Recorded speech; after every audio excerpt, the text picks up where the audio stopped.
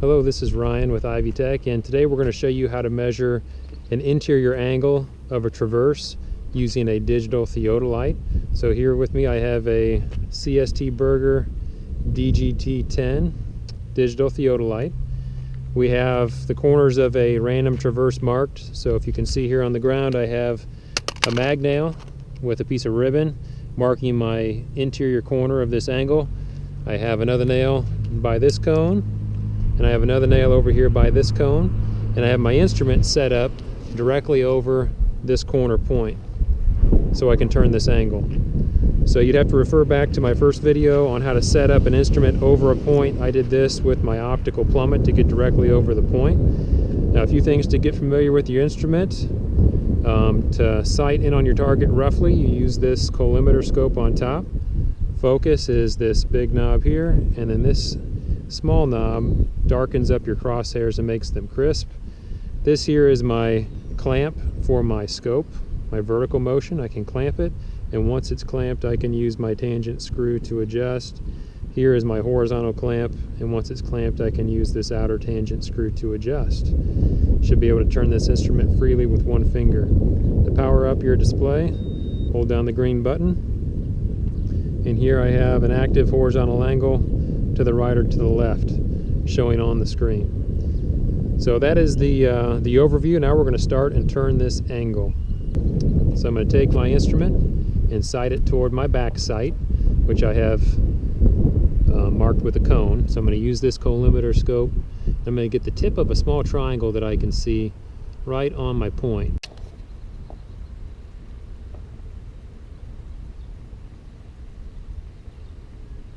And that gives me within the vicinity of the point. Now I'm going to go through and look, and then I should, if I'm lucky, be able to use my tangent screws to get right on that point. So I'm a little bit too high, I need to come down. I need to go to my left. Alright. Give me line. My partner's going to take a regular number 2 pencil and hold that on the point.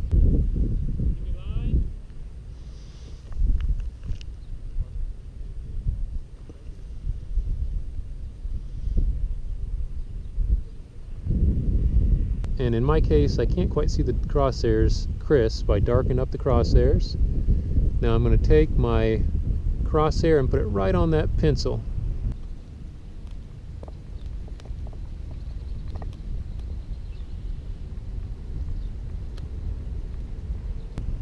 Alright, now when I like it, two things that need to happen. First, I need to make sure I'm clamped good, which I am. I need to hit 0 set to change my angle to 0. And this says HR, that's an angle to the right. I actually want to turn an angle to the left, so I'm going to hit the right left button. Now it's an angle left, so it'll actually count up to the left. Alright, we're going to turn our angle now. So my partner is going to walk to the other point. And as you can see, as I'm turning left, my angle's counting up toward 90. Now we've randomly chosen the parking spaces, the striping here, so we should be close to 90 if they laid out their parking spaces square. Using that collimator scope to get close to the point.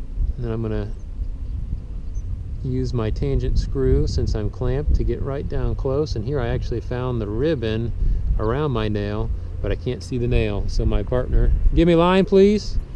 My partner's going to give me line. There we have line. Get it good and crisp focus. And once I like it, I'm going to take my reading. My reading here is 89 degrees, 56 minutes and 5 seconds. So I'm going to write 89.56.5 seconds. All right, we'll go back to our point 1. Now here's a critical step. That's my direct angle, because I've got my scope set up normal. I need to do a reverse angle now, so I have to hold my angle by hitting this hold button.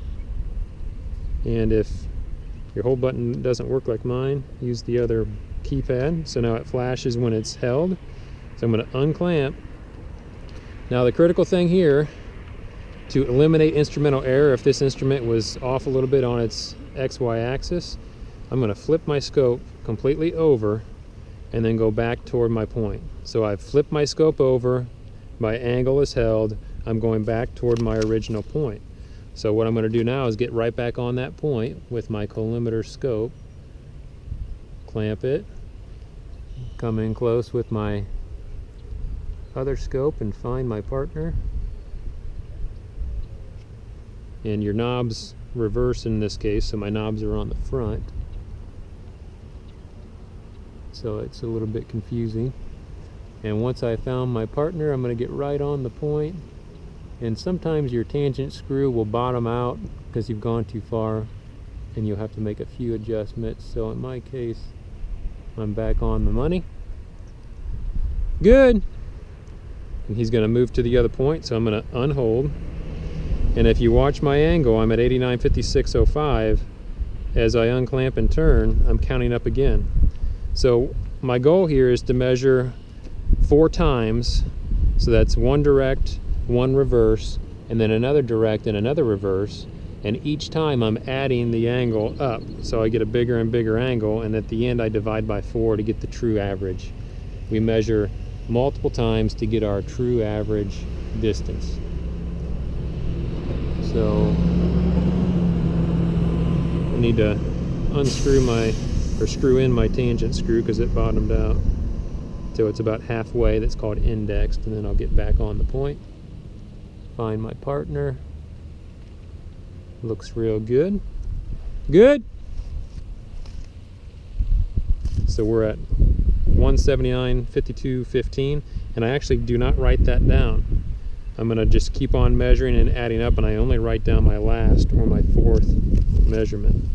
So here I'm going to hold again, unclamp my vertical motion, flip my scope, and then I'm going to go back to my beginning point. So I did 1 direct and 1 reverse, and this is my 2nd direct.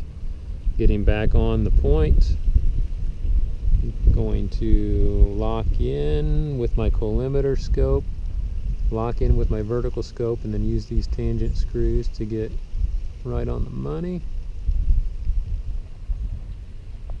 Unhold. Oop, got to use the other side. Good!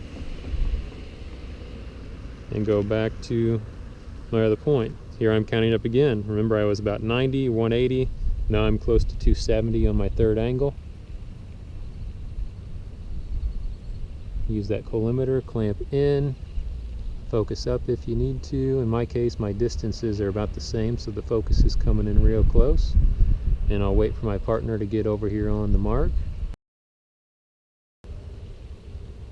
And he's getting the pencil down. And I'm going to use my tangent to get right on the money. Good! So I'm at 269.4805. That's my 3rd angle. I do not record it. I just hit hold. Unclamp, and then flip my scope a final time for a final reverse. And my goal is to get set up before my partner even gets back there for efficiency's sake. So I think I'm set up pretty good. Get that scope up a little bit more.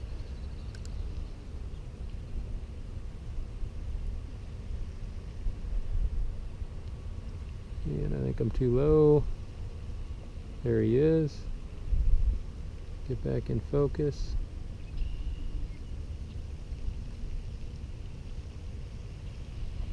Good! On hold, so I'm at 269.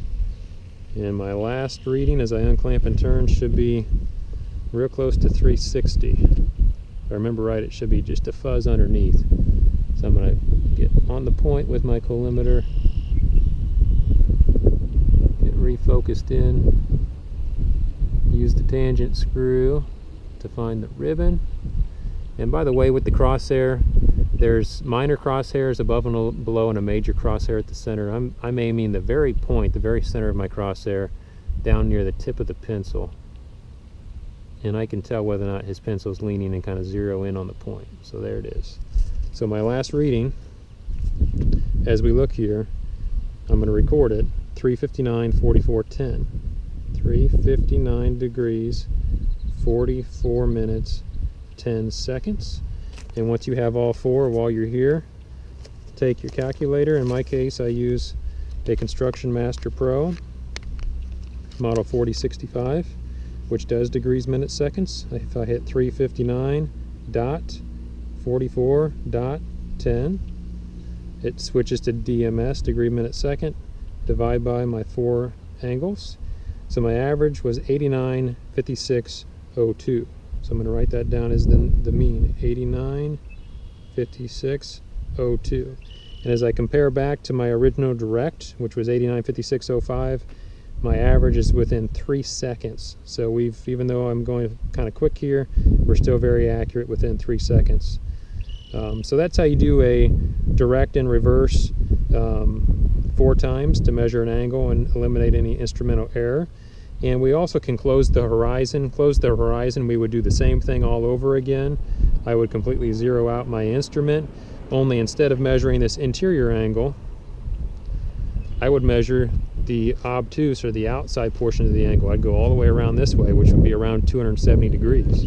And I would do that angle, the reverse angle, 4 times, and then I would take an average, which would be around 270 degrees. And if I added up my interior angle and my outside angle, it should equal 360 degrees if I've done everything correctly, and that's a mathematical double check.